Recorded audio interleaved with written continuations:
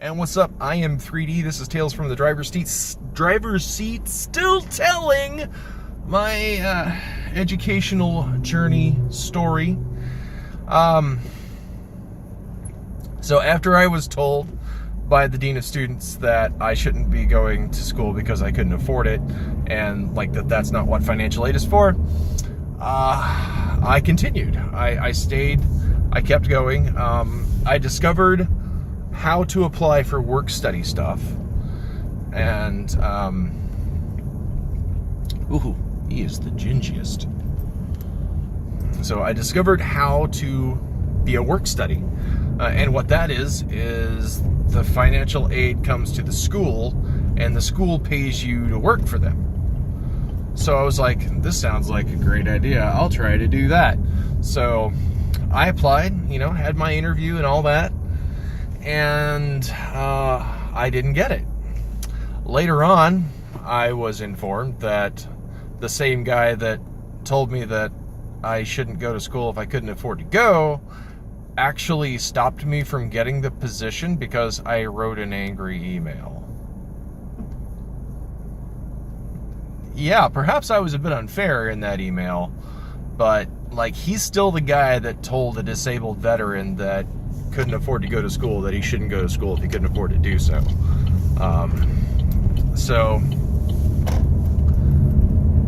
Who's the bigger dick in that scenario? Someone who says you're too broke to go to school and then actively impedes that person from getting financial aid that would help them go to school, or the person who wrote an angry email because they were dropping classes for not being able to afford the book. Who's the bigger dick? Let me know, because I really want to know. Who's the bigger asshole in that equation? Let me know, because I'm curious. But moving on, the guy retires, I reapply the next semester, I get the position, and actually make some really decent friends working there. It was actually a fantastic experience for me. J.J. Abrams is still following behind me. I'm really sorry about that. Let me take a more circuitous route to my destination. Get the sun out of my rear view. Rear view. So, moving forward, I discovered that I could put my books, or charge my books through the bookstore to my Bursar account. That was something that I didn't know. It was either not communicated to me, or it was something new that came out around the time that I started. So, maybe I might have had something to do with that. Me and my angry outburst. But I also discovered at that point that there was a program called Vocational Rehab for disabled veterans that I could take advantage of. So that's what I did. And at the time that I applied, I was told in no uncertain terms, will they pay to educate you past a bachelor's degree, regardless of what major you're going in for. So that's what I did instead. And instead of having to take out student loans and all of that stuff, I was getting a stipend from the VA to go to school. I was getting work-study income, and this will end badly, by the way, because they're gonna screw me again, believe it or not. I think it was just revenge, but I suspect. So moving on, I am finishing, finally, I've been there long enough, finishing my last semester as a student and as a work-study. And during my last semester, somehow one of my student loans got cut. It disappeared, went away, got canceled somehow, and I was left short somehow. I found out later that a little bit of that was me going overboard, charging books and supplies to my Bursar account, because after they settled my account, there was no more money coming in from the VA to cover that stuff, and some of that stuff was not coverable, like, snacks and energy drinks and all that stuff. But there were times that I was going to class, I couldn't afford food. So I was showing up like starving, but I was like, you know what? Stick it on my Bursar account. It'll settle out later. So, I did what I had to do in that situation, which is the story of my life, basically. Doing what I have to do and then eating the consequences later. You do what you have to do, not what you want to do. So that's what I did. And I never did find out why they canceled some of those loans. But I did find out that my available work-study funds had also been cut. And not only was I not paid for, well, I was paid for the work that I did, but I had to pay them back for the pay that they gave me for it, because my work-study pay was cut so hard.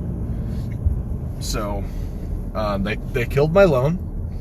They cut my work-study pay, which cut my work-study hours, and I ended up being overcompensated for the work, or basically, I worked for free. Well, I worked for free. They paid me, and then I paid them that money back, because someone did some screwy things with my loans and money and stuff. But on the other side of that, I got to take my degree, my associate's degree that I got from a community college that actively screwed me over basically the entire time I went there. And that transferred to a regular ass 4-year degree, or 4-year university, I should say. That became the coolest part of my experience. Now there was a few months in between where I wasn't working, I wasn't going to school because I just graduated with my associates. So I wasn't going to school, I wasn't working, no school money coming in, no actual money coming in. Things got pretty tight. So I had to start actually working. And when I started at the actual 4-year university, it became quickly apparent that I could not work this horrible, horrible job and continue going to school. So, horrible job had to go, and student loans and stuff came back. But fast forward a couple of years, I was getting my actual bachelor's degree from a 4-year college, university, whatever you want to call it. And I was getting ready to take that degree and move back to Washington, where I wanted to live. I couldn't get anybody to hire me without seeing me face to face. I didn't have the money to travel out there to meet anybody or to interview face to face or any of that stuff. So I had to put that aside and get my master's degree here in town so that could more easily transfer. Because, if a bachelor's degree doesn't turn ahead, a master's degree probably will. And it was at this point that I was informed that they actually will pay for a master's degree. It was a change in the program that I was not informed of. I didn't even think that I was eligible to continue in this program. And I thought that my folk rehab person telling me that I needed to start applying to grad schools for master's programs was just helping me out, because she was an amazing person and was like that. Oh, look at that. But that wasn't the case. She was actually gearing me up for staying in the program and getting a master's degree at an actual, like, grad school, accredited university. But I had missed all of the deadlines. I wasn't going to go to grad school at that point, and I certainly didn't think I qualified to stay in the program. I wasn't even going to be in the state, but, you know, the plans had quickly changed. And what ended up happening was I had to take some classes as a non-degree seeking student. During this time, it was back to the semester in between when I graduated TCC and when I started at OSU. I didn't have a job. I didn't have any other money coming in except for my VA disability. I didn't have any help from the VA because I wasn't a degree-seeking student. I didn't have any help from student loans or grants because I wasn't a degree-seeking student. So I was stuck again, dropping classes because I couldn't afford the books, and wondering how the hell I was going to make it. Finally got hired on kind of last minute at Sears, and I ended up working retail for a while taking these classes, you know, just to kind of keep the bills paid up. And then I got a job at DHS that I had applied for, you know, kind of in a whirlwind scenario. So I took the job at DHS, stayed at Sears to prove to Target that I wasn't going to quit just because I got a better job. And that's why they didn't want to hire me, because they saw my education and they were like, why are you applying at Target? I'm like, because I fucking have to, that's why. Didn't get that job, obviously. But that kind of put me in a spot for a while. Got accepted technically into the program on my way back from training for my job at DHS. I was more than happy to accept, because that meant that I could actually get my money back from the program that required me to take classes that I couldn't afford to take. They wouldn't let me take time off because I had to be doing something. So they forced my hand. I absolutely had to do something that I couldn't afford to do. So even though I was gone from the organization that had been screwing me actively for 2 years, I was in a new screw position that I wasn't used to and was not about to enjoy. But that passed too, and now I've got a new advisor for my folk rehab. I've immensely enjoyed him. He's been great. The last one was really great too, but it was just that point in the middle where they couldn't help me, and I was just really screwed out of, screwed into a position that I couldn't screw myself out of, I guess. So